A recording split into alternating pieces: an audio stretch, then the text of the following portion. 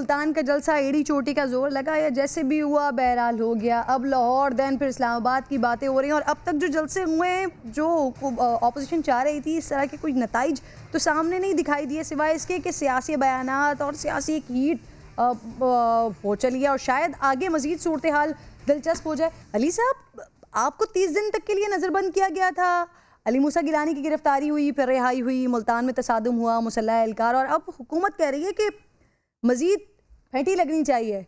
Sir, opposition क्या करने जा रही है मजीद, क्योंकि अब तक जो जलसे हुए हैं या जो कुछ सिचुएशन रही है वो नताइज जिसकी आप लोगों की जानिब से बार बार बात की जा रही थी, कोई कह रहा था नवंबर में हुकूमत नहीं रहेगी, कोई कह रहा था दिसंबर में कुछ हुकूमत नहीं नजर आएगी। सर, अब तक नताइज तो ऐसे नहीं आए ना। अगर हुकूमत ये कहती है कि जलसों से कुछ नहीं हो सकता तो ये हमें करने देते जलसा।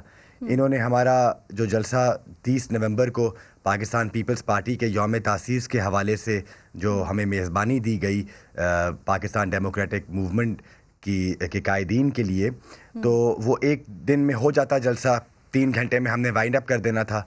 लेकिन हुकूमत की अपनी जो उनकी जो प्लानिंग थी और जो उन हुकूमत को जो खौफ था, उसकी वजह से 3 दिन बल्कि 4 दिन तक मुल्तान में एक किस्म का जंग का माहौल था और हुकूमत ने कोई कसर नहीं छोड़ी, इंतज़ामिया की तरफ से भी और पंजाब गवर्नमेंट की तरफ से भी, बल्कि फेडरल गवर्नमेंट की तरफ से भी उनको जितनी वो हरासमेंट, जितना जुल्म और जबर वो कर सकते थे हम पे और मुल्तान की आवाम पे उन्होंने किया।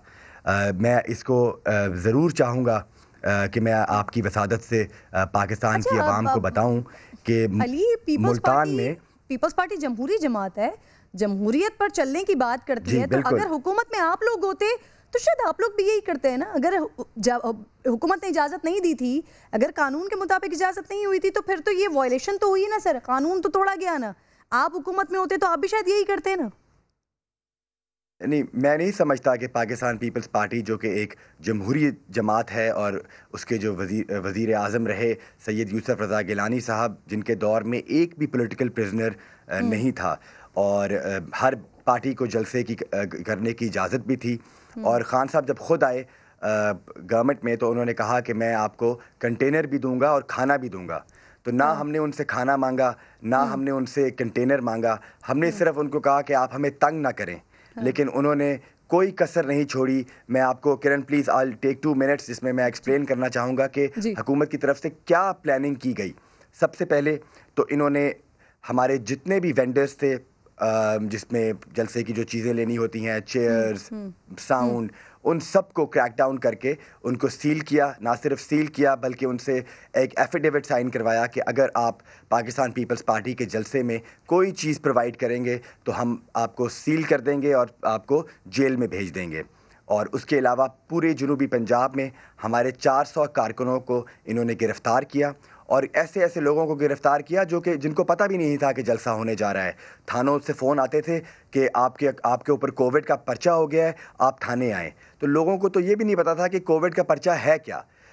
और फिर जैसे कि आपने देखा कि 2 दिन पहले जब हम जलसे की तैयारी कर रहे थे और रात के 12 बजे मैंने हमारे 4000 से ज़ायद कारकुन जलसागाह में मौजूद थे और हमारी जमात के और पीडीएम की काफ़ी जमातों के सूबाई कायदीन भी जलसागाह में मौजूद थे, जिनके लिए मैंने पुलिस से कहा कि हमें जगह दी जाए क्योंकि जो जलसागाह हमने चूज़ किया वो किला कोना कासिम बाग है जिसको कई रास्ते स्टेडियम की तरफ जाते हैं, वो तमाम रास्ते कंटेनर से ब्लॉक कर दिए गए थे। हमने उनसे सिर्फ खाना और पानी मांगने की जगह मांगी। पीपल्स पार्टी वो जमात है जो सबसे ज्यादा कोरोना के हवाले से बात कर रही थी।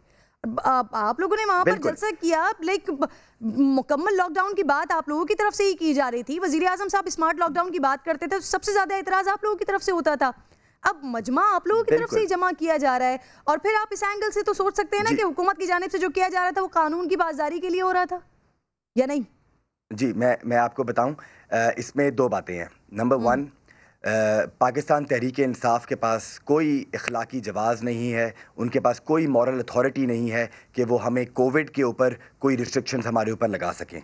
जैसे आप जानते हैं कि पाकिस्तान पीपल्स पार्टी का जो पहला फर्स्ट वेव में सिंध हुकूमत की सबसे बेहतर कारकर्दगी थी, सीएम मुराद अली शाह साहब की बहुत अच्छी कारकर्दगी थी और उसके पीछे ब्रेन चाइल्ड जो था वो जनाब बिलावल भुट्टो ज़रदारी साहब ही थे। तो हम काफ़ी देर से जब हमें पता लगा कि हमने जलसा करवाना है तो हमने इंतज़ामिया को कहा कि हम पूरे जो SOPs हैं कोविड के उन पे अमल दरामद कराएंगे।